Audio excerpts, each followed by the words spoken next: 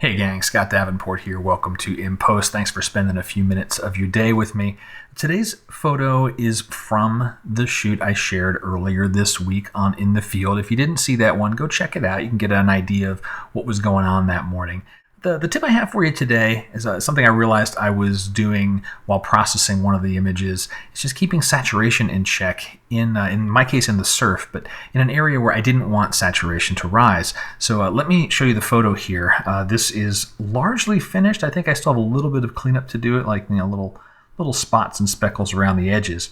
But where I am in this photo is working on getting the colors fine-tuned, and as I was adjusting blues, I was having problems with this lower left corner. So let me show you what I did to compensate, then I'll show you what the problem was as well. So in the brushes area in Lightroom, I've got a couple of pins here. Let me click on this one here and highlight for a second. Notice I'm just brushing over the whitewash, and in the slider areas, lowering saturation. So I'm downplaying saturation there. It's largely a white area. I want it to stay white. Now when I do white balance on my seascapes, I like that whitewash to be white and not blue. Now let me temporarily set that to, actually let's see, let's turn off the brushes. Let's do that. Okay, turn off the brushes. And you can see this has kind of got a bluish tinge to it. Well, down in HSL, I was working on trying to get the blues adjusted, and it was posing problems, right? Raising the blues here, I wanted to get a little more blue going on for that sky, but as I push this, I'm going to push it really far now.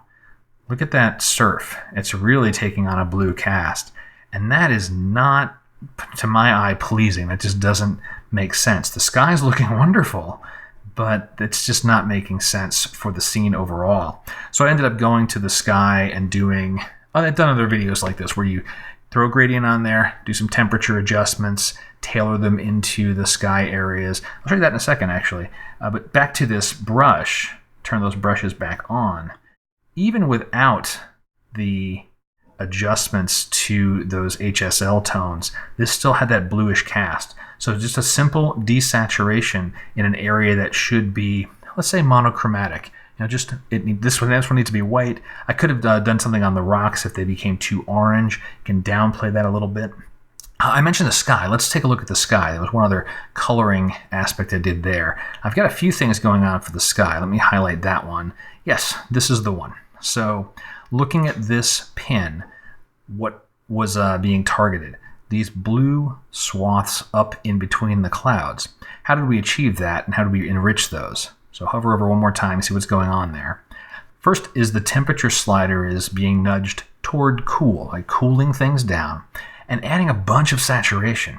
But the trick was to use a color range mask. That's how I'm getting just the areas that are largely blue. Notice there's a color mask here. I used this picker and just simply drew a box out in the sky here. You can just drag and draw a box. You get those tones, and that's what sets your color range.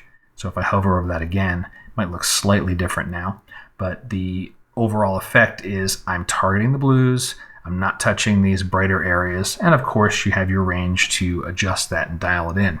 So that's a couple of things I was working through, keeping the blue tones the way I wanted them for this photo, to me what feels natural. Hope you found this interesting, hope you found it useful. If you got questions, drop them below.